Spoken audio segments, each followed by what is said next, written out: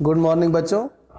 आज की class start करते हैं। वर्ग और वर्गमूल, स्क्वायर एंड स्क्वायर रूट हम लोग पढ़ रहे थे, जिसमें टॉपिक्स हमने बगल में लिखे हुए थे। और आज हम लोगों को सी नंबर टॉपिक पढ़ना है, वर्ग संख्याओं के बीच संख्याएं।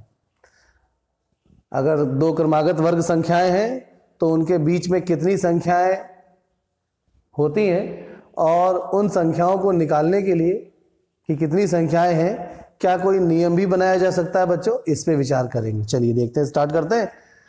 उदाहरण के लिए जैसे मान लीजिए हमने पहली प्राकृतिक संख्या 1 लिखी, 1 का वर्ग किया 1 आया।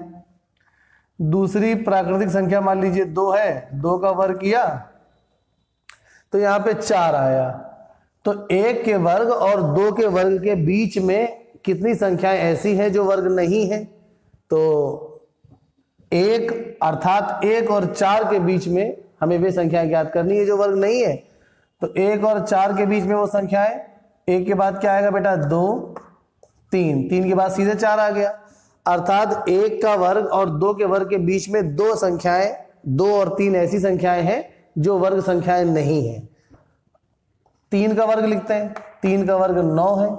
तो 2 के वर्ग और 3 के वर्ग के बीच में कितनी ऐसी संख्याएं हैं जो वर्ग नहीं है, उनको जरा गिनते हैं। तो बच्चों ये 4 के बाद 5, 6, 7 और 8, अर्थात 2 के वर्ग और 3 के वर्ग के बीच में 4 संख्याएं, 5, 6, 7, 8 ऐसी संख्याएं हैं जो वर्ग नहीं है। और आगे बढ़ते हैं, 4 का वर्ग लिखा जाए। 4 का वर्ग बच्चों 16 है। तो 3 के वर्ग अर्थात 9 और 4 के वर्ग अर्थात 16 के मध्य कितनी ऐसी संख्याएं हैं बच्चों जो वर्ग नहीं है?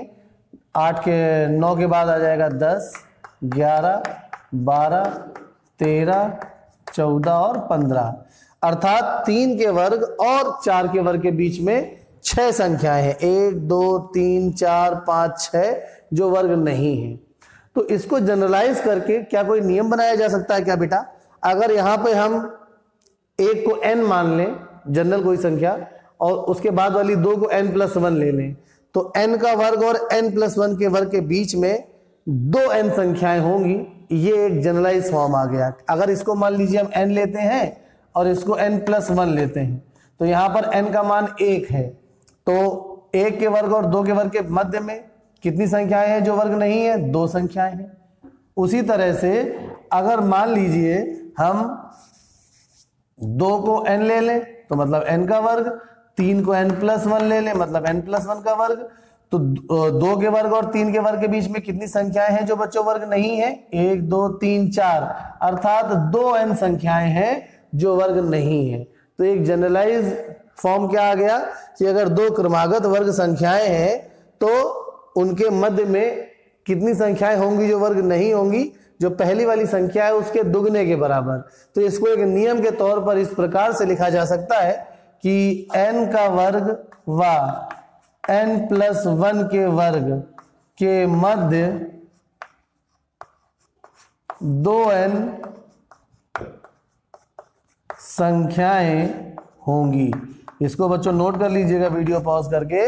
ये नियम बन गया कि अगर 2 क्रमागत वर्ग संख्याएं हैं तो उनके मध्य में कितनी संख्याएं होंगी? जो छोटी वाली संख्या है उसके दुगने के बराबर। चलिए, तो ये कंप्लीट हुआ टॉपिक आपका। इसके बाद अगला टॉपिक लिखा हुआ है कि विषम संख्याओं का योग। तो अब हम देखेंगे, हम लोग बच्चों वर्ग और वर्गमूल पढ़ रहे हैं। इसमें हमने आपसे बताया था कि ऐसी चीजें हम लोग पढ़ रहे हैं जो अभी तक हम लोगों ने नहीं पढ़ी है। अभी तक हम लोग केवल संख्याओं का वर्ग और वर्गमूल निकालना ही जानते थे, और इसके जो गुणधर्म है उनके बारे में भी हम लोग डिस्कशन कर रहे हैं। यहाँ पर विषम संख्याओं का योग।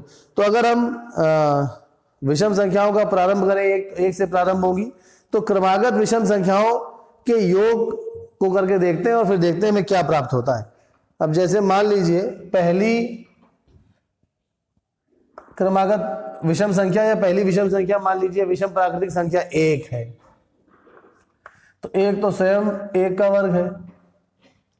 अब आगे बढ़ते हैं, 2 क्रमागत विषम संख्याएं ले लेते हैं। तो 2 क्रमागत विषम संख्याएं कौन कौन सी होंगी बेटा? 1 और 3 होंगी। तो 1 और 3 का योग क्या आएगा? 4 आएगा। और 4 देखिए किसका वर्ग है बेटा? 2 का वर्ग है। तो यहां पर पहली क्रमागत विषम संख्या 1 का वर्ग है। 2 क्रमागत विषम संख्याओं का योग 2 का वर्ग है। अब यही प्रक्रिया आगे बढ़ाते हैं, जरा देखते हैं क्या हो रहा है। अब हम 3 क्रमागत विषम संख्याएं लेंगे तो 1 धन 3 धन 5 करके देखते हैं। तो 5 3 8 और 1 9 आया। तो बच्चों ये 9 किसका वर्ग है? ये तो 3 का वर्ग है। अब आपको समझ में आ गया होगा जो नियम हम बताना चाहते हैं आपसे वो क्या है। एक और उदाहरण आगे लेके देखते हैं। अब हम 4 क्रमागत विषम संख्याएं ले रहे हैं।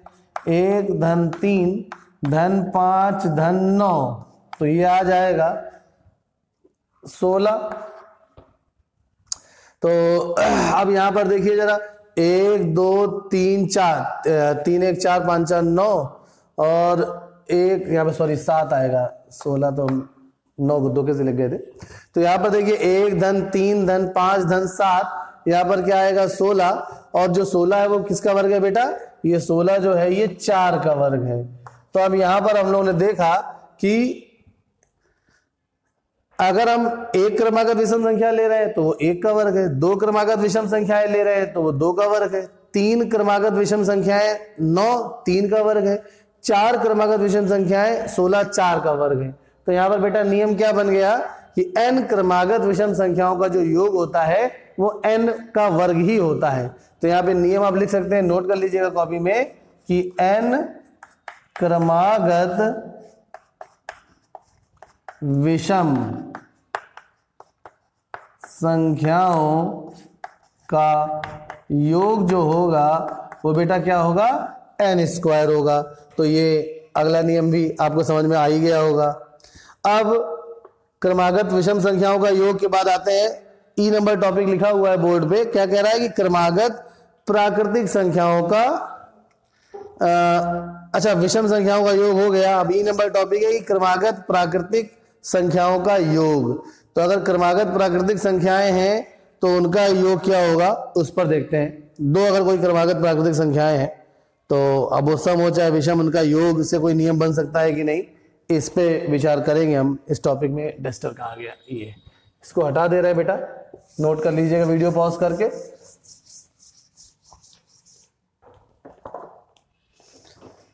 अब विषम संख्याओं का योग के बाद है टॉपिक अगला क्रमागत प्राकृतिक संख्याओं का योग, और उसके बाद बचा है 2 क्रमागत सम या विषम संख्याओं का योग। टाइम देख लेते हैं, 7 मिनट हो गया बच्चों।